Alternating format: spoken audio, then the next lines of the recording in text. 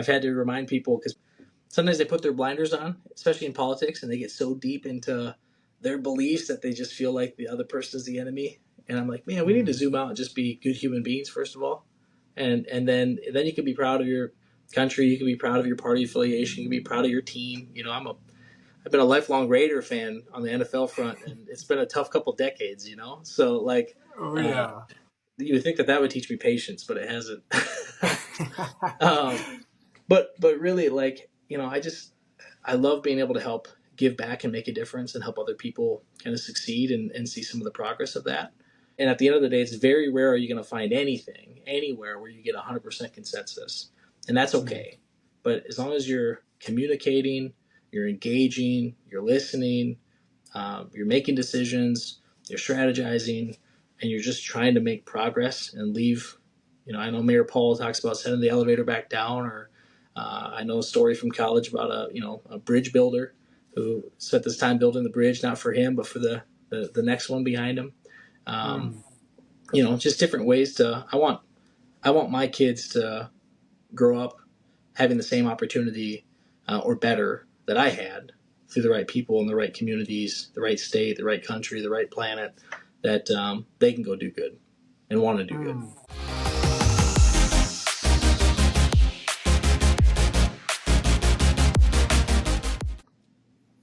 Tyler, welcome to the show. Thanks for having me. Absolutely, man. Let's get right into it. You are the president, CEO of the Sioux Metro Growth Alliance, an awesome organization serving communities in the Sioux Metro area. Tell the people what SMGA is all about, what you guys do for the communities. Yeah, you bet. Well, so the Sioux Metro Growth Alliance, SMGA for short, we love to live in the world of acronyms.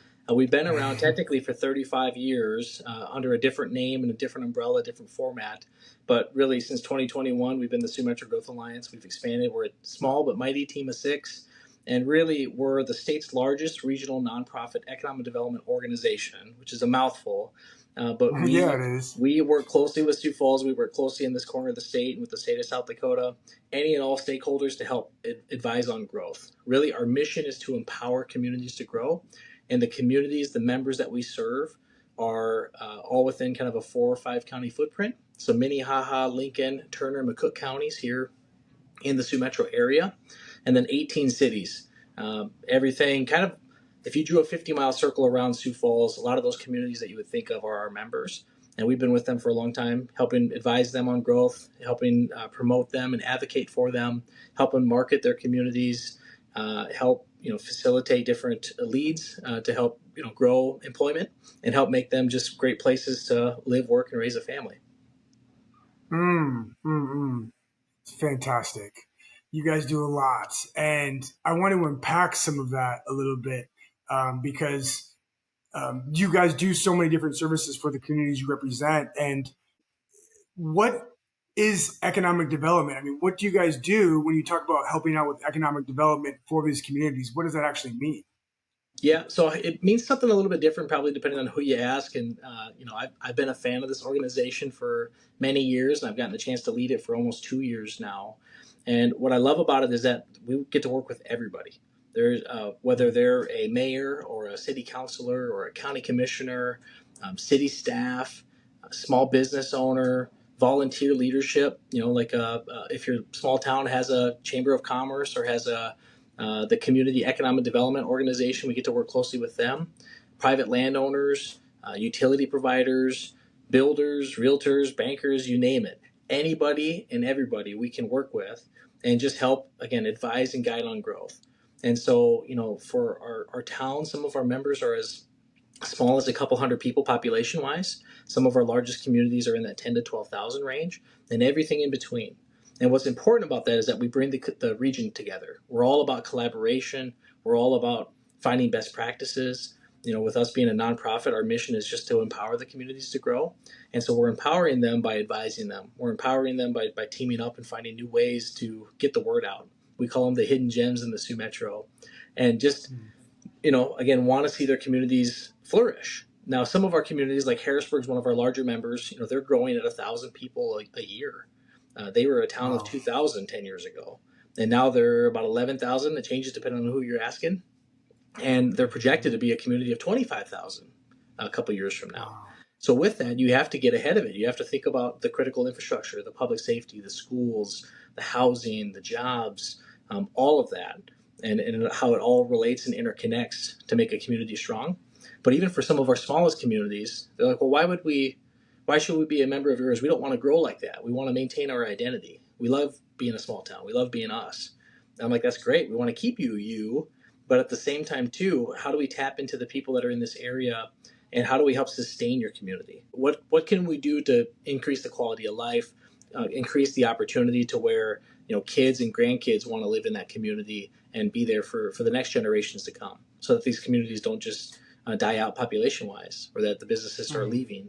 And so it's kind of all of that. We can really come in and help advise and help guide some of that too. Property tax growth and sales tax growth by increasing activity in the area. So cool. And it's been such a pleasure for me working with you and your team, just learning more about what you guys do, learning more about these communities that you serve in the Sioux Metro area. I'm not particularly a political guy, or I haven't really been involved in community relations at all. And, going in and hearing you guys speak about economic development, how do we get people to move into this town? How do we improve the quality of life within this small community? I mean, it's so cool and something that I hadn't thought about previously. And so even when you talk about communities, we're like, well, there's a chance that they could not be here in 10 years. It's something that I never really thought about. It's like, oh, the community's there, they're good, they're growing, but like, no, they need to sustain. They need to not necessarily grow population wise, but they need to put things in place to make sure they're thriving as a community. And it's so cool that is the service that you guys help fill. Yeah, absolutely. Again, it's we talk about smart, intentional growth, right? Not just growing just for growth's sake, but again, just being forward looking. And especially when it comes to some things, housing developments, they take time. Infrastructure, sewer and water and electricity, all that stuff costs money and takes a lot of time to build out. And so you can't just all of a sudden, okay, you know what? We didn't want to grow before, but now today we do want to grow, or tomorrow we want to grow. So let's go ahead and just do that and make that investment now. Well, no, you got to plan for it. You got to prepare for it. You got to save up for it. So that's where, the elected, the city leadership, the community leadership, county leadership, we can help, just help them navigate some of that, knowing what grants and loans are out there. We say that we want to be the ultimate resource partner for anybody. If you have a question, we have an answer. If we don't have an answer, we know somebody in our network that does. And that's part of the value that we provide, again, through that collaboration. We're just building up. We got our arms wrapped around any and every stakeholder you can think of in the Sioux Metro area. And Tyler, what's the difference between, let's say a thriving community that is growing at a reasonably strong rate versus a community that is kind of stuck? The town is quote unquote dying. I mean, what are some of the differences in economic development, in the things that they're doing to attract new companies, to increase the city revenue? I mean, what are those differences? Yeah, so really we say that if somebody cares enough about their community to want to grow, then they should be a member of our alliance. And don't get me wrong, I mean we've had some you can't please them all. You don't get everybody on 100% on the same page. I mean there are some city council members over the years that have been, I don't want to grow. If I could go backwards and make it be the super small town that I grew up in, I'd rather have that. Well, if you want to put up barriers to growth, local governments can do that. It's that's not what we advise. Certainly we want to find opportunities. We want to find things that make sense. What I love about it too is that we generate leads. We'll have companies that reach out to us directly and just say, hey, we love what South Dakota is doing. We love the business climate. We love the tax climate. We love the regulatory environment. We love the quality of life stuff that we're hearing. We're really thinking about expanding or relocating our team, building a new business or bringing our business to your neck of the woods. But here's what we need. Do you have a site for us? I need a 10-acre site, or I need a 25,000 square foot building, and here's what we do. And we need to be close to a highway. We need whatever, but we love the small town feel. What do you have? Well, then we can go to our membership and look in the region and help find them a home. And what's nice about it is that as a nonprofit, we don't get a cut. We don't get a commission. We're not just trying to land a deal just to land a deal. We want it to be a really good fit for that business if they're going to relocate and invest here in the community, with the expectation too that we want businesses to sponsor the local baseball team. We want them to be bought in, but then on the other side of that, we want it to be a really good fit for the community too. We want the community to embrace them and support them and welcome them. And so it's really a good two-way street. It's a good marriage. And if we can help facilitate and be that matchmaker, that's what we're here for. Gosh, yeah, that's cool. And again, your guys' work, I'd say 95% of the population, nobody has any idea of the work that you guys do to facilitate, those companies coming in, to facilitate the standards that these communities are working with to improve the quality of life for the people that live in those places. And again, it's so cool for me to be able to work with you guys and your team and to be exposed to these conversations, because I was as naive as they get in regard to in regards to community development. And again, I'm just a huge fan of what you and your team are doing. Yeah, and I'm learning a ton as we go too. I mean, it's no one person gets it done. I mean, it's not only is it for me, it's our entire team. It's even our board members. We have volunteer board members on our governance board and on our membership advisory board, made up of all of our members and utility partners and other folks too. But then also, I'm learning that there's so many different stakeholders that play a role. The utility providers play a role. Even if you have the site and you have the infrastructure and you have the utilities and you have the interested business, it all has to fit. Does it fit in the right zoning, for the city or the county? Does it fit? I mean, everybody plays a role. And so how do you navigate those pieces and connect the dots? And that's where we work closely with listing agents and commercial brokers. We work closely with business owners. We work closely with bankers because they got to sometimes finance projects too. So we work with everybody to help do some of that, which is a lot of fun. We used to be solely just in the weeds. For 30 years, it was a one-person operation. We were that economic development professional in these cities and counties. And over time, as the communities have grown, they all have maintained their identity. They're all at different stages of growth. And some of them now have increased some of those services in-house already to or within their communities. So now we're playing more of an assisting role in certain areas. Other communities, we are that economic development professional yet that's contracted to do that work, and then everything in between. And so we're just really here to help facilitate some of that. In addition, now, as you know, because you've been able to come to some of them, we also plan a lot of events, which all of our events have a networking or educational component. Our brand is getting out there more, and people are realizing that there's a value that we can play. On the state side, similar entities. There's the Governor's Office of Economic Development, kind of the statewide entity that's helping facilitate growth for the state, representing the state for growth projects. They have their own kind of grant and loan portfolio of things that they can do too. And then like with Sioux Falls, we work closely with the Sioux Falls Development Foundation. So the ones that are really helping facilitate, like in Foundation Park, bringing Amazon to this area, bringing CJ Foods or FedEx or some of these other companies, we work closely with those guys. They're focused more just on Sioux Falls proper. We're everything outside of that. So we're a little bit more rural, a little bit more small town, but in the region. And part of that is that our state and our region, we have a little bit of anything for everybody. So whatever you're into, whatever size community you want, do you want agriculture? Do you want rural? Do you want urban? Do you like lakes? Do you like whatever? We got it. I love that. And, the pandemic really put South Dakota on the map in regards to a lucrative place that people actually want to live. And I'm sure for you guys, I guess you've only been there the last couple of years, but I'm curious the amount of demand for companies reaching out to you guys, how much that has increased since the pandemic. And then you touched on some of them earlier, but what are some of the key pieces that make South Dakota and the Sioux Metro in particular lucrative for a company from the East Coast or West Coast to move and set up operations here? Yeah, really, it's the land of opportunity. We're the land of great faces and great places. Part of that is, again, we have a little bit of everything. Despite having one of the lowest unemployment rates in the country, we're always kind of right under that 2%, which is insane. It's like, where are you going to find the workers? Well, part of that is through competition, and we also have a lot of inbound, migration from surrounding states because people are recognizing the freedom here and the wide open spaces and the land of opportunity. Part of that, I was in Des Moines visiting with some companies and some folks over there in Iowa. They're really proud. A couple of years ago, they just, or even I think last year, just updated their corporate income tax rate. So they're really proud that they got their corporate income tax rate down to, I think, 5%, or maybe it's 4 or 5%.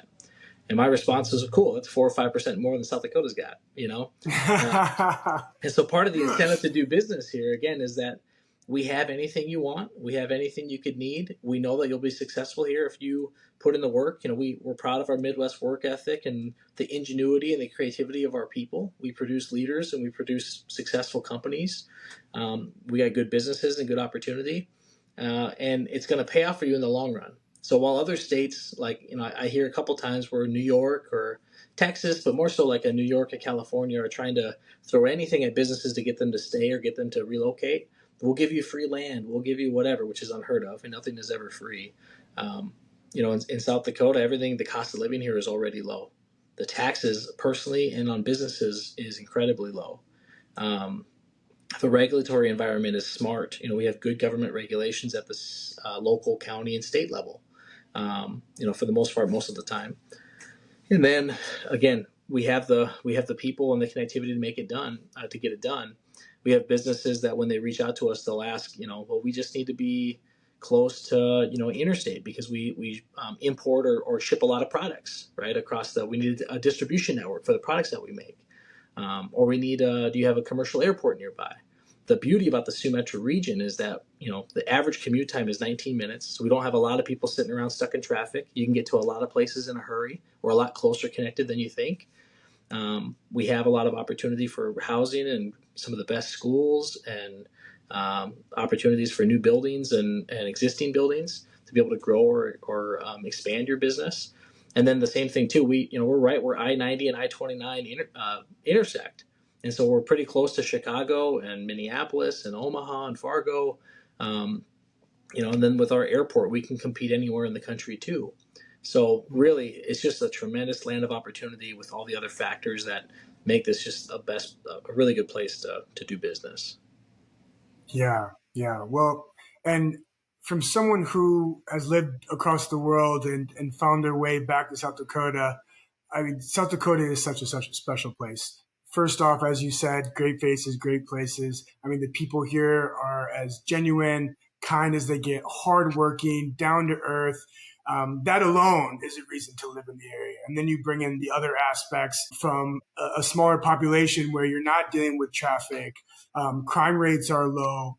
And just this economy is booming. I mean, there's so many reasons for people to want to come to South Dakota and be a part of a community. And it's showing with the growth rates of the towns and communities in the area. And you touched on how SMGA helps impact all stakeholders, from the communities themselves to the people within those communities, to the businesses, to those businesses' employees.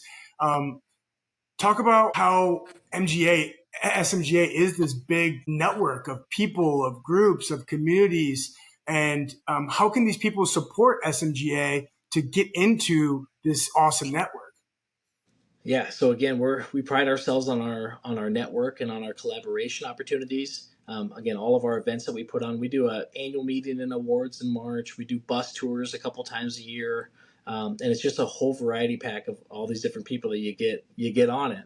And so every single one of our events, even if it's our golf classic or our clay pigeon shoot or our growth summit, which is an economic development conference we put on every year, anything that we put on, you're gonna learn something, or you're gonna leave there running out of business cards or making a new friendship or a new connection. And the idea is that business and growth is good, especially when it's smart, intentional growth. It's good for everybody. And so, businesses are looking for, more work and more workers and more opportunity to get more work done. Cities and counties are looking for, the projects and the grants and the loans and the, businesses that want to come, or the houses that want to get built in their communities. It all plays a role. It's all interconnected. Public safety, education, housing, infrastructure, jobs, you name it. And part of that is with it all being interconnected, we need new housing opportunities to be able to recruit new teachers and new police officers and new workers. And what I've really loved, one of the examples of a project, if I can go a little bit on a tangent here quick. Please do. It's a little bit of a red flag, not end of the world, not a deal breaker, when a business reaches out and says, hey, we're looking to move our company. We're looking at a couple different places around the country. We're interested in your state. What do you have for incentives? If they're asking about incentives right away, that's kind of a red flag. And again, we have low interest loan products and grant products that the state offers, and some of our communities can incentivize. Again, our land prices maybe are a little bit less when you get out of Sioux Falls and maybe compared to other parts of the country. So the opportunity, to do well here is still really, really high and really good. But the payoff is going to be in the long run. If you're here and you're invested, you're not just here to make a quick buck and then turn and burn. If you're here to invest in this community and in this region, you're going to do well in the long run. You're going to be rewarded for it. Your business, your employees are going to be rewarded for it. And the communities in our state are going to be rewarded for it. What I've really loved is one of the first projects I got to work on. It was a company that was looking to relocate out of a different state nearby, and they wanted to come visit. We helped narrow down a site that fit all their needs. And then they had mentioned, and this is a good sign of a good company, we haven't told anybody yet, but once we do, we have some employees that have been with us 35 or 40 years, and we know that they're probably going to come with us. They've been with us forever. They're like family, and they have families. So yeah, that's a good site. Looks like price is fair. It's got all the utilities that we need. It seems like a good community, but tell us more about the community. Tell us about the region. How are the people? Are they friendly? What are the schools like? What kind of housing opportunities are there for our employees? That's the business that we want. That's that smart growth of they're looking at the full picture, and that's where we can really shine and sell compared to other parts of the country too. I love that. It's that concept of, yes, you're obviously trying to attract these companies to South Dakota, but it is a two-way interview process when you're speaking with them, right? You don't just want anybody coming in, setting up shop, although it may be a benefit economically if they're a shitty group to work with, or they have some issues going on. We don't want them here. But to your point, you interview them, get the right people that want to be a part of the community, that want to grow with South Dakota. Like, that's powerful to get those people coming in. And so, Tyler, you guys are a nonprofit. How can people support you and support your guys' mission? Yeah, so we're our members that we serve are the cities and counties. So they help us out every year through it's a membership association. They want to be part of the alliance. They're able to join that way, and they have for a long time. And that section is growing. And then again, we've historically been backed by utility partners who care about growth for the region. Part of that is because they have a mission to give back to community. They're very community oriented. The electric companies, the gas companies, the telecoms, and all that kind of stuff too. But also, if they see growth in the commercial residential sector, they get more customers and clients too. And then regional banks, a lot of banking partners, financial institutions that can help, finance projects and help just with all your banking needs. And then anybody else who cares about growth. So we have, marketing relationships. We have construction companies and engineer companies and architecture companies. And what we've rolled out is we have a corporate partnership program that if you want to be a member of our alliance, you want to be plugged into our activities, our events, our network, and be part of that network. If you care about the region and you care about growth, you can be a member of the Sioux Metro Growth Alliance. And so SiouxMetro.com is how we get people connected. We love being able to share more about our story and get to know their story too. Who are you as a business, and who are your people, and what do you guys succeed in, and what do you like to do? What kind of projects do you do? That helps us know what businesses are out here. And what I've loved growing up in this area too is we have some of the most world-class businesses, mom and pop shops, but even really big employers too, that are world-class businesses, or their world headquarters are right here in the Sioux Metro area. And sometimes they're under the radar and most people don't even know it. And so whatever we can do to help support businesses like that, or businesses get to that point, we're all about as well too. That's what I find fascinating. At your guys' golf event that was held a few weeks back, I met several business owners that, I'm like, holy cow, your company is doing what? Making how much money, serving how many people, and you're located in Hartford or located in Garrettson. And I'm like, that's incredible. I had no idea. Yep. And there are those sleepers all throughout the Sioux Metro. And it's so cool that you guys are kind of just the group to bring them all together. And to your point about the networking, I'm likely going to get a client out of your guys' golf event. So it was absolutely incredible for me. And, I've been to your guys, a few of your community events, and I went to your annual event. I'm planning on going to the clay shooting event. First off, they're a ton of fun. Yeah. The networking is amazing, and you guys do such a great job of hosting that event and actually encouraging people to network, to get out of their comfort zone and actually go talk to people that they might not normally speak with. And that is something that I really value in you and your guys' events. Yeah, well, I'm glad that you're getting value out of it too, because that's the whole point. I've been invited to a lot of events over the years too, and our team, we call it the timeshare fluff. If you're going to sacrifice your time or give us your time to come take part in one of our events, we're going to make sure that it's meaningful, that you're making a connection, and that you're learning something. And if we have extra time to give back to you, so you can get back to work or you can go do what you need to do, we're going to do that. We're not going to keep you hostage just that timeshare fluff just to keep you around. We're respectful of people's time, but we want to get things done. All of our events are not just a corporate outing where you just get to go and hang out with your coworkers. There's that element, but really we strategically pair people together so that you're making those new connections. And they've been really successful and really valuable. Same thing with our bus tours too. Our bus tours, we've been doing those for close to a decade now. And they started off on being getting the county commissioners on a bus to go show them, their communities and their counties outside of the big city. And now it's evolved to where it's still a heavy county commissioner focus and county staff, the highway superintendent and planning and zoning directors, but we get legislators on there. We get local mayors and city councilors on there. We spotlight some of our communities. And the big takeaway for people from every industry imaginable when they're on these bus tours with us a couple times a year is that, I've heard of Lenox and I've heard of, Canton or Del Rapids, but I haven't actually been through there yet. And they realize it's not that far away and there's a tremendous amount of opportunity right here in the region. Yes. Fantastic, man. I'm stoked. I got to get on a bus tour. I'm trying to get on the next one because I got to go explore some of these communities. So looking forward to that. You almost need to create like a passport or something so you can punch your card on all the events you've been to. Yeah, no, hey, that's an idea for you guys. Start passing out SMGA passports. Yeah. I love it. So, Tyler, what led you to your position as president and CEO of SMGA? I mean, what led you to a career in politics, in the nonprofit realm? I mean, talk about your journey to where you are today.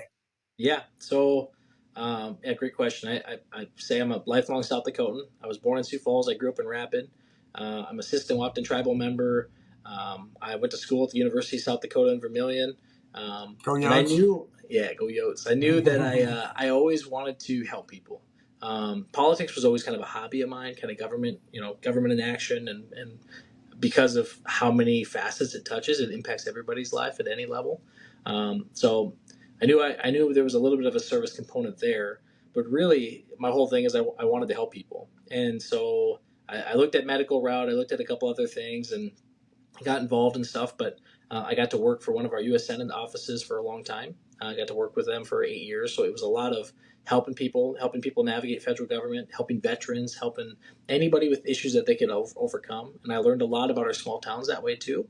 But I always had an interest in economic development. I always just felt like, you're selling the possibilities. You're navigating the exciting parts of your community or your region, and then also like the what ifs, and what more, right? So I always had an interest in economic development, and then I had been a big fan of this organization for a long time. When my predecessor had taken a role with state government, I got kind of poached pretty heavy, and I had really thought about it, to be in this region close to home, being able to serve, there's an element of government relations by being able to get to work with mayors and councilors and county commissioners, but also we're working on growth. We're working on projects. We're working on parks and housing opportunities and swimming pools and main streets and small businesses and just a lot of pride in community. And so just really kind of love that aspect of it. I did get to serve in the legislature for a term, so I'm a recovering politician on that front. So part of that is that I got to learn what was out there and kind of the mindset from the state and then the mindset from the federal side of things. And then this is a deeper dive in local and county and how it all kind of intersects and kind of what resources are out there. So it's been a lot of fun on that front. Just love, again, helping kind of all the different aspects that we do every day is different. Economic development takes time. They say it's a marathon, not a sprint. I'm still learning how to have the patience for it. I'd love to when there's a good project and it seems like it's a good fit, let's make it happen. Let's do it right now. Some projects, they take multiple years to get it right, to get the financing in place, or to get the land and the infrastructure built out, or to get the building built, or to put on the ribbon cutting, or whatever it may be. So I'm learning the patience aspect of it, but it's been a lot of fun. Patience is easier said than done, buddy. That's right. That is something I struggle with tremendously. My wife got me a sign. I don't know if you can see it, or maybe it's backwards too, but right here over my shoulder it says, and supposedly it was Governor Janklow, governor of South Dakota. He was a 4-term governor of South Dakota. Supposedly had a similar sign in his office. It says, "God grant me patience, and I want it right now." I love that. It's a little bit of my MO. I love that. I need to get that exact same sign. Well, so Tyler, I mean, I hate to ask about long-term career goals, but am I going to see you as the governor someday? I don't know, man. It's you got to have thick skin on the politics front. But at the same time too, we need people to step up and serve. I mean, that's how I jumped into it. I got to shadow and learn from a lot of really good leaders, a lot of former governors in our state's history too. Ones that were serving with intention and with the best of hearts. And so part of that is Senator Rounds, I got to work with for a long time. He was a former governor, and he says it was the best job on earth. It was the best job ever. But he'd always talk about employers. They need to support their people if they want to serve in the Guard or in the Reserve or run for school board or legislature. And so once I got my wife's permission, I called him on it. I said, "Hey, I've lived in the neighborhood for quite a few years now, and I know some of my neighbors, and I know some of the businesses here. I know the area. I think I can do it. I think I want to go serve in Pierre." And it was fun. I really enjoyed the opportunity to give back to community that way. By helping make sure that we are passing sound policies and, looking out for each other as neighbors too. Yeah. I mean, politics is not for the faint of heart. I mean, it's a selfless service. You're there to serve and, work crazy hours at times. And Mayor Paul here in Sioux Falls, I think, is a great example of someone who was ultra successful in the business world with his marketing agency and then shifting into the political realm. And I think after, is it going to be 8 years this year that he's been mayor? Yeah, it's coming up on 7.5 so far. Yeah, 7.5. I think he's tired, man. And I think there's a reason why he's not going to stay in the political realm, at least in the near term, right? Because it's heavy. You're always on. You've got all these people complaining to you about different things. You've got your friends who are your closest people who are now mad at you because you passed a certain bill. Like, it is a difficult position that sometimes it's a lose-lose any way you look at it. Yeah. Oh, I've had good conversations with small town city councilors that grew up in their small town, love their small town, live there, raise their kids there, been around forever, and then finally decided I'll help out, I'll fill that city council seat. And he's like, as soon as I got on city council, now everybody like this distrust the government, and now I've lost half of my friends because whatever. He's like, it doesn't matter if it's a small town or a big town, that politics will do that to you. But it's so important to get people to serve in a variety of different roles, even if it's volunteer capacities on local boards and commissions at the city level or state level. And so part of that, not that we weren't busy enough with Sioux Metro, we're working on a program right now that we hope to launch here in the next year or so, our own kind of leadership development program. And part of that is to help build the bench in our small towns too, so we don't have so many vacancies on city council, and just helping instill that sense of service and giving back in the communities too, and do some professional development and some confidence building at the same time. So just another way that we want to help serve our region and our communities by help giving them the tools to instill that service and get people to step up. That is fantastic. I'm looking forward to seeing the details of that program. Leadership is everything, man. And for sure. Developing quality public servants is crucial to the success of our state and our country moving forward. And I love that you guys are getting in on the grassroots of that. So awesome there. Now, I am working with you and your awesome team, Tyler, to implement EOS in the business. What is your opinion of EOS? How has it been going for you guys thus far? Yeah, let me find my notes of what you told me to say. No, I'm just kidding. I've been thoroughly impressed, man. And I think our team and our board kind of really appreciates it too. It's really helped us. We had a lot of synergy. We're pretty fortunate that we're a small and mighty team that communicates well and has a lot of camaraderie and don't operate in silos. And really, what I've really appreciated about you coming in and helping our team out is just helping us set goals. Reconfirm our mission and our vision and our values as an organization, and then also, where do we want to be a couple months from now? Where do we want to be on a weekly basis? But where do we want to be a year from now, 3 years from now, 5, 10? And so that, and how are we going to get there, right? It's one thing to don't just create a plan and put it on the shelf. Don't just go through the motions just for the sake of going through the motions, but how can we become more efficient, get the right people in the right seats, have the right plan and vision in place, and then go, keep each other accountable, keep ourselves accountable, and keep the ball moving. And so, we're coming up on 6 months or just past 6 months in, and we're seeing some of the fruits of the labor and some of the value of just staying true and staying on track together. So loved it. That's awesome, man. I appreciate that. And yeah, you guys are a little bit smaller than the typical organization I work with, but we both saw that there would be value in partnering and working together. And even when we mapped out your guys' accountability chart, seeing that you are in 8 different roles, what was that like to see that you are managing sales, ops, finance, you're the visionary, you're the integrator. I mean, as a small organization, yes, you have to be in all those seats many times, but at least being able to have the clarity of like, oh, wow, I am spread out. Oh, wow. Yep. Moving forward over months or years, it's going to be necessary to delegate. Yeah, it confirmed kind of how I was feeling too.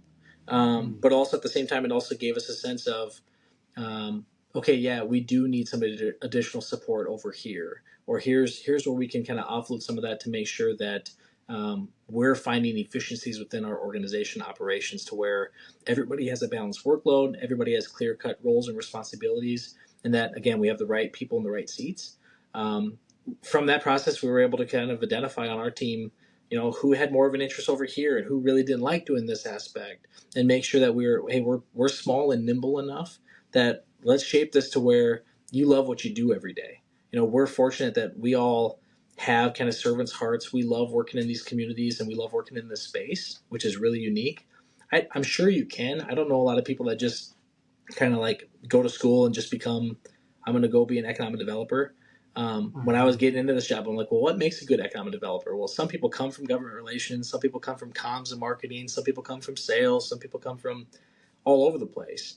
And so all of us have different backgrounds. Being able to come together and making sure that we're in the right spots and that we're working together as a team has been helpful. So yeah, I'm still in some of those seats, but we've been able to kind of delegate, and I'm more kind of overseeing and making sure that it's still getting done. But really, we have people that are kind of our dedicated leads on our staff, but we're still small enough and we communicate enough. And our level 10 meetings, we're all reporting out. We're all on the same page and getting some stuff done. So it's good. Oh, awesome. Well, yeah, it's really powerful when you can offload some of the tedious tasks and focus for you as the leader on the things that are the most valuable for the organization, the things that you love to do and are best at to really help propel the organization forward. And if you're weighed down by 50 different tasks each day and all these different seats, you're not going to be able to do your job as a visionary integrator to the best of your abilities. And so I have a lot of respect for you and your team and how you guys share responsibilities. You guys aren't afraid to delegate. You aren't afraid to pass something off. And that's why you guys make such a massive impact with such a small team. It's helped us too, in the sense that, there's still some more work to be done. I mean, I think that we definitely could, I don't know how it was a one-person shop for 30 years. And now with our expanded footprint, our expanded territory, our expanded team, our expanded services and what we provide and the value that we provide, we have to have a team of 6 right now, but I would love to see us get more of those people in those spots so we can continue to expand our impact, right? And with a nonprofit, just like any other nonprofit, it's tough to do on very tight budgets. And so this process has also helped us identify where can we find efficiencies, where can we find new revenue opportunities too. That's not on the backs of communities and our members, and help us get to the next level stuff, even if that's a year out from now, 3 years from now. So that kind of planning, so we're not just treading water, we're forward moving, has been really helpful. Yes. Fantastic. All right. Well, so segueing slightly, Tyler, you talked about you're a member of the Sisseton Wahpeton Sioux tribe. Tell me about what it means for you to be a part of the tribe. Yeah. So, it's kind of all I've known. I mean, my mom's whole side of the family is from that way, so I get my tribal affiliation from there. My dad grew up here in the Sioux Falls area too, and for my whole life, kind of growing up, I was always kind of like half in each, right? To where being in Rapid City and going through the schools and stuff there, I was kind of one of a handful of Native kids in my class, right? So I'm like this, I'm like the one of the tribal members in my class as a kid growing up, right? And then I go back home or go up to Sisseton on weekends and holidays, and then I was like kind of the white city boy, and so I'm like so for a while I battled with, I feel like I don't fit in anywhere. But I was able to turn that around and become more universal, where I was able to kind of fit in everywhere. And what it's really helped me my whole life, but really in the last 10 or 20 years, as I've gotten more involved and expanded my network and my service mindset of, we need to look out for all in this together. And that, not everything has to be Republican versus Democrat and this race versus this race, or rich versus poor, or urban versus rural. At the end of the day, almost everybody kind of wants the same thing. And some of that is, what are their expectations of, they want opportunity, they want shelter, they want education for their kids, they want a better life for the next group, right? And so there's a lot of ways to capitalize on that and that synergy. So being a tribal member, I always consider myself a proud tribal member, a proud South Dakotan, kind of a dual citizen, if you will. But in my role, like in South Dakota, and then especially serving in the legislature, it was to make sure that that group's not forgotten too. And that, yes, South Dakota, we pride ourselves on having 2% unemployment or less in the state, but really I know that the economic conditions in some of our tribal communities are really high. And so how can we band together or find new ways, new strategies to give people more opportunity and get creative? And we haven't totally figured out that secret sauce yet, but just making sure that, they're South Dakotans too. Tribal members in our state are South Dakotans too. We can't forget about them. We can't leave them out. And that we're all in this together. So that's been really helpful for me as I've lived in different parts of the state, and I've worked in different fields and professions of just helping kind of be a bridge to a lot of that stuff. Wow. Well, and you couldn't ask for a better, more quality human being than you, Tyler, to represent the Sisseton tribe. I mean, really, it's so awesome, man. And you talked about some of the challenges of the tribal communities. I'm curious, one, how many tribal communities are there in South Dakota? I don't know if you know that. Yeah. And then what are some of the challenges that these tribal communities face today? Yeah, so in South Dakota, we have 9 Sioux tribes. So they're all Sioux tribal nations. So 9 tribes, if you will. They're some of the largest population and large, landmass tribal communities in the country, too. I've lost count of it now. 500 and some, federally recognized tribes across the nation. Some of them, they talk about a trust relationship with the federal government. Sometimes you hear of treaty responsibilities and a treaty relationship. All 9 of our tribes in South Dakota have a trust and a treaty relationship that go back, 150 years with or more with the federal government as well too. So there's a lot of longstanding history, some good, some bad, but really, really unique in that it's probably 10% or more of the state's population are tribal members. And so it's a significant constituency. It's a significant group of people with a rich history and a rich culture. And it's, there's a lot of neat things, and it all varies too. Just like, Garrettson is different than Canton. That's different than T. That's different than Salem. Sisseton is different than Cheyenne River and different than Standing Rock and different than Rosebud, right? But there's a lot of similarities too in kind of our people and our mindset. I'll tell you, like some of the challenges though is just like I talked about. What makes up a healthy community, and it's really, if you think about it as a wheel and spokes on a wheel, what makes a strong community is really those 6 core functions, like I mentioned earlier: infrastructure, public safety, education, housing, healthcare, and economic opportunity. Those 6 things, if you have all of them, you're crushing it. If any one of those spokes is damaged, and they're all interconnected, so they all come to the kind of the hub of the spokes on the wheel. But if any one of those is damaged, you're going to feel it. In Sioux Falls, we're kind of rocking on all cylinders in this area. But if we had a public safety crisis, it'd be all hands on deck, right? Yes. In our tribal communities, unfortunately, sometimes they're extremely rural. Sometimes they don't have the infrastructure built out. Sometimes they don't have the housing opportunities. Sometimes if they don't have adequate housing, they can't recruit the doctors to the rural communities or the nurses. They can't recruit the teachers. The education outcomes are poor. A lot of people don't want to make investments to create new jobs in tribal communities. And so there's some of those challenges that play a role. And it's just extremely difficult to overcome. It takes multiple people working together. I grew up seeing a lot of tribal folks, have rightfully so, a distrust of government at all levels. And that's where I decided in my teen years of like, well, I want to learn the process. How does a bill become a law? How do we make change from within instead of just complaining about it? Let's get involved.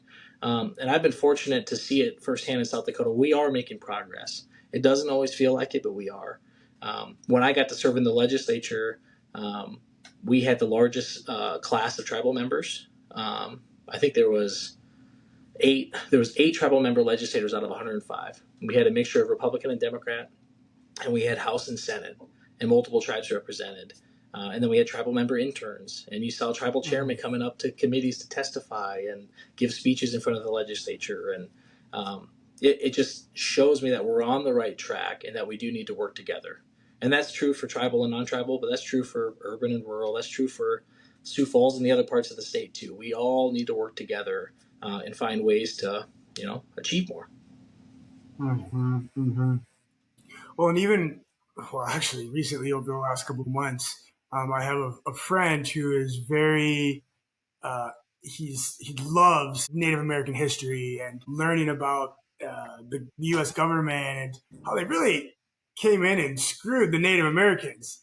And even talking about the Black Hills and how that all went down, my mind was absolutely blown when I found that out. I mean, when you talked about a distrust for the government, I can't even begin to fathom what that looks like for many of these tribal communities based on what happened hundreds of years ago. And so, yeah, I think everyone should learn more about Native American history. I think that's really, really important. I think it's really important to see how that all went down, to better understand some of the challenges that these communities are facing. I mean, of course, they're facing some of these challenges that you're talking about.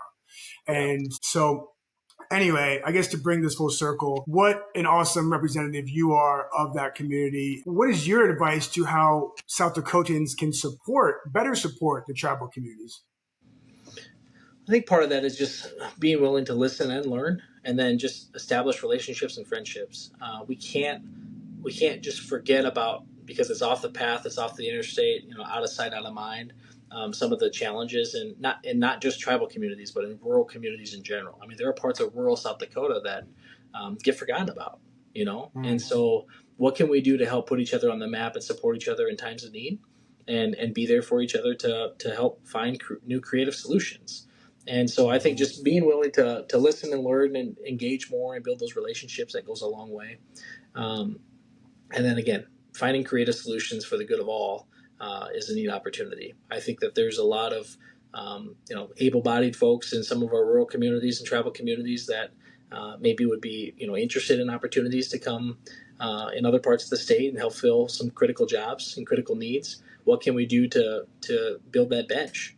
And then same with the youth. I mean, educational outcomes. Let's make sure that we have good buildings and good teachers and good schools for our kids so that they can learn. And Chairman Fraser from Cheyenne River used to say that, education is the kind of the best way, or the fastest way out of poverty too. These kids can go and get educated, and that they do belong. They need to look at higher education if they're interested, or look at some of our tech universities, tech colleges, and how can we view it from a workforce angle as well too. Same with we don't have to open up this can of worms. In South Dakota right now, popular hot topic is with a lacking consensus is the new prison. They're trying to find a site and new. It's really interesting. I'll tell you a little more candidly because I consider you a friend too. A lot of these folks that are really against building a new prison, and I've kind of really sidetracked and derailed this whole kind of project of building a new men's. I think we have the oldest running men's correctional facility in the country right now. The oldest building that's still in operation. It's older than statehood, But these people that are like, well, hold on, pump the brakes. We don't need to build something new. They keep moving the goalposts. What about recidivism rates? What about rehabilitation? What about all these other things? And these are some of the same people. I know some of them that they didn't care about that a couple of years ago. Now they care about it. Okay, well, fine. Let's tap into that. Let's find ways that we can. Let's focus on rehab. We can do a better job in South Dakota at reducing recidivism. The people that when they need to pay for their consequences of their actions, let's do that. But at the same time, too, when they're ready to get out and they've done their time, let's equip them, especially if they're wanting it and open to it. Let's equip them with the resources to be successful when they get out. Let's help them get jobs. We have low unemployment.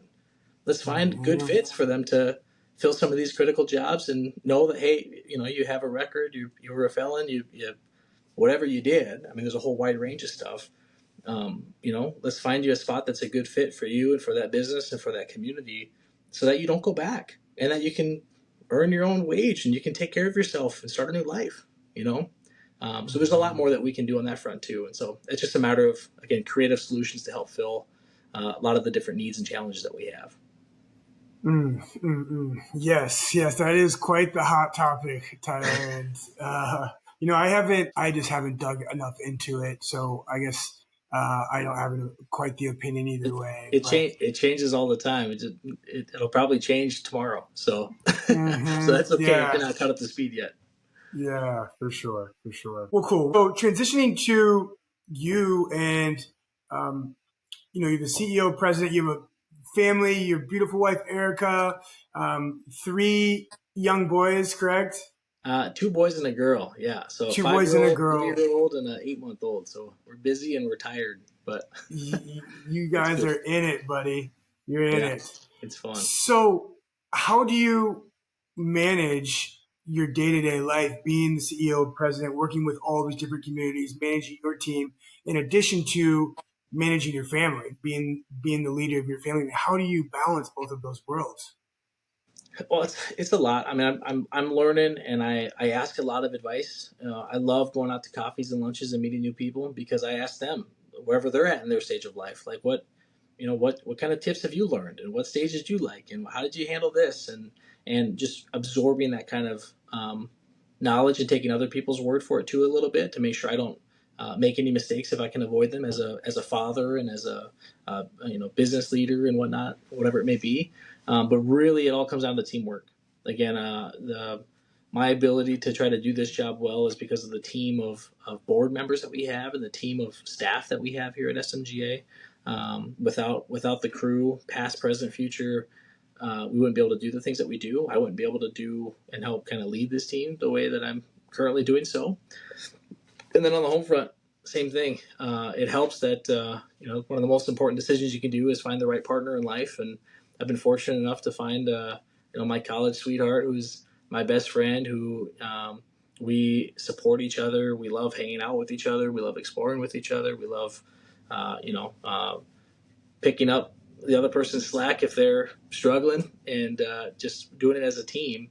And that's kind of the best approach that we can do, and trying to find the right balance of, we both were heavily involved in college and then afterwards too.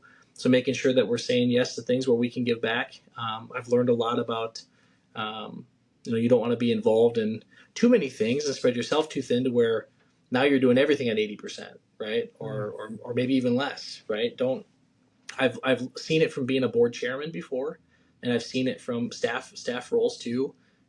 If you're going to serve on a nonprofit board or a charity board or get involved in something, they'd rather have people that are really engaged, whether it's time, talent, or treasure, in how they give back, than to be on there because you're checking a box on the resume and then you're non-existent. That doesn't do anybody any good, So we've been very conscientious about our team approach and our time management stuff, and it hasn't always been the best, but we're always getting better every day. Wow, that's trying to anyway. Fantastic. Well, what I can see from afar, you're crushing it, and I love you and your wife. You guys are just top-notch people. So it's been fun to get to know you guys these last couple of years. And so along those lines, Tyler, I mean, what motivates you in life? What is your motivation over the long term? Man, it's family and it's community. I mean, I think family's number one. And then I'm passionate about the state, and then I love this country, and then I love this planet, So part of me is I've had to remind people, because people sometimes they put their blinders on, especially in politics, and they get so deep into their beliefs that they just feel like the other person is the enemy. And I'm like, man, we need to zoom out and just be good human beings first of all, and then you can be proud of your country, you can be proud of your party affiliation, you can be proud of your team. I've been a lifelong Raider fan on the NFL front, and it's been a tough couple decades, So you would think that would teach me patience, but it hasn't. But really, I love being able to help give back and make a difference and help other people kind of succeed and see some of the progress of that.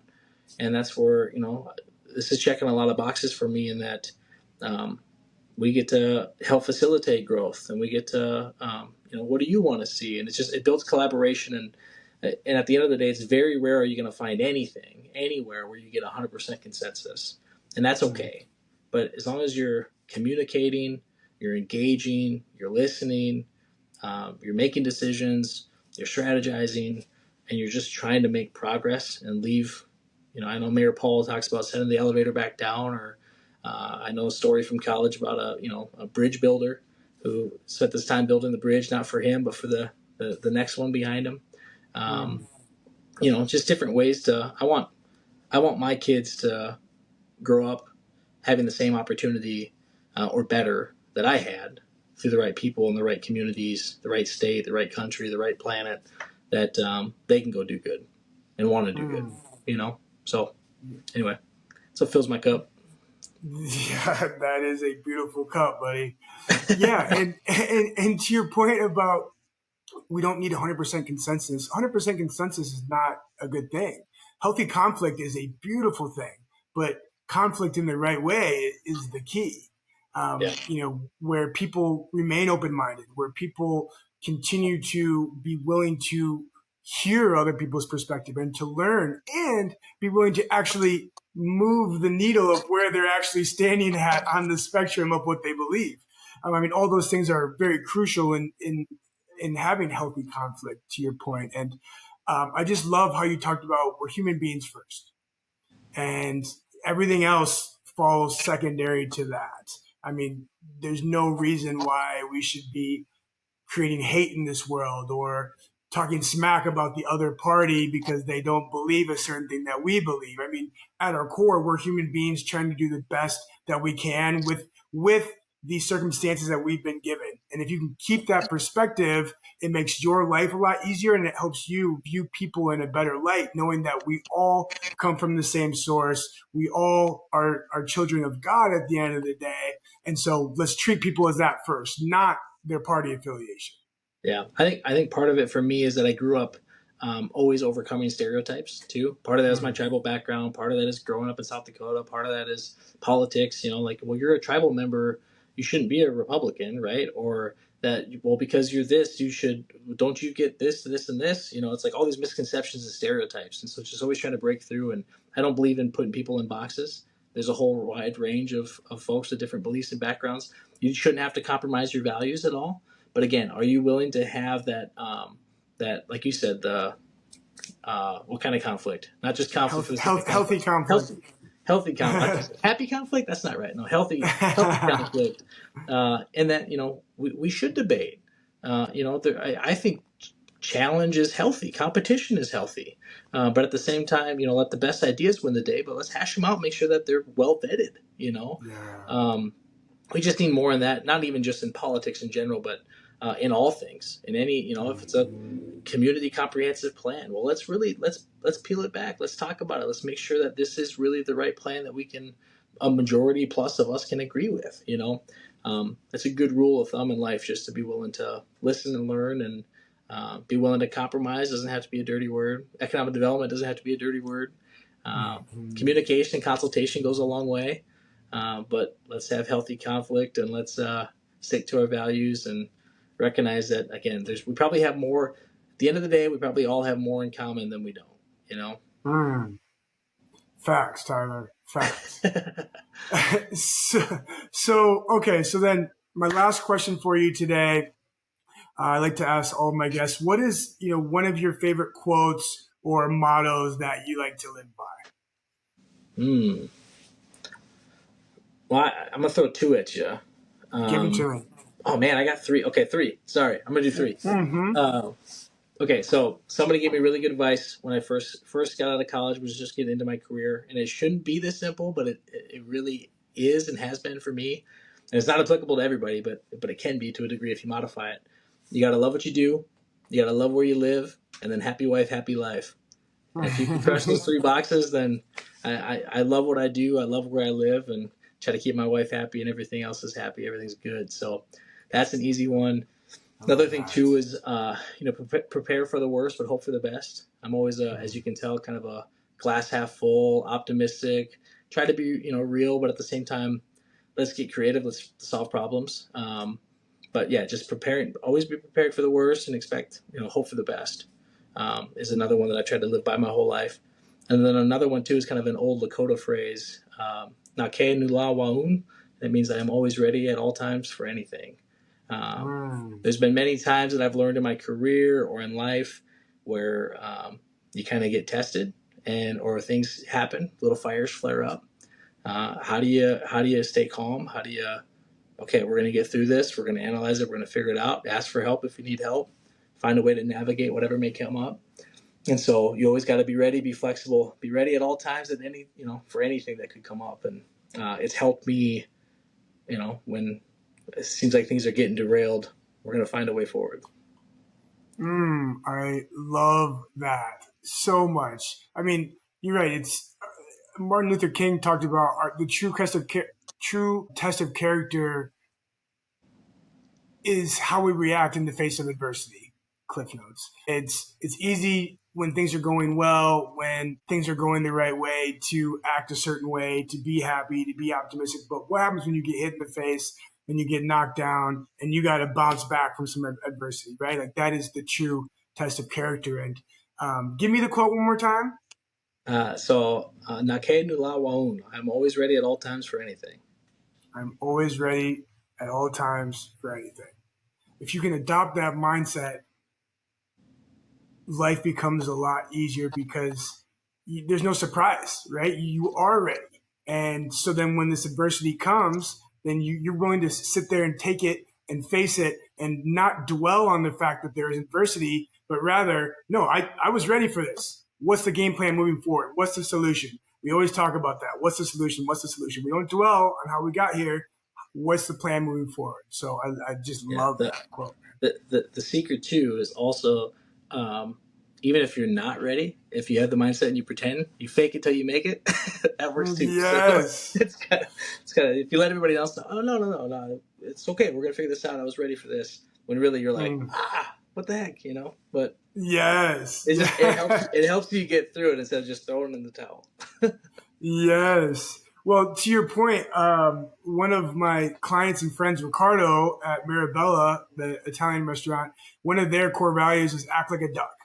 And what he means by that is, on the surface, when a duck is swimming, it's calm, it's, looking around, but under the surface, it's wiggling its feet really fast, right? It's kind of chaotic, it's kind of crazy. And so it's the same thing, like fake it till you make it. on the surface, you're presenting confidence. You're presenting that you are calm and cool in the situation and you've got this path. Inside, you're like, oh shit, how am I going to figure this out? Like, but again, I think in any new career, in any new position, going to a new place, like faking it till you make it is the cheat code to life. It has to be done.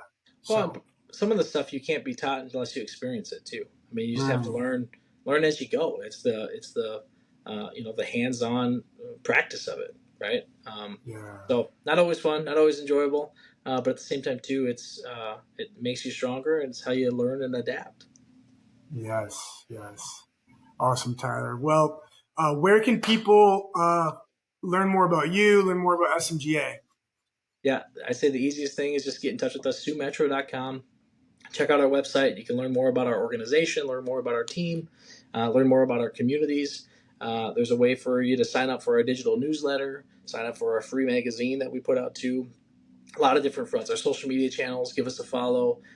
Keep in touch with what's happening in the area. There's a lot of fun aspects, a lot of opportunity as well too. A lot of opportunities to support. But easiest way, SiouxMetro.com. Reach out to us anytime. Awesome. Thanks so much for being on, brother. That was awesome. Thanks for having me, man. I appreciate it. Appreciate you. Yeah, of course, Tyler. Take care, buddy. We'll talk to you soon. All right. See ya.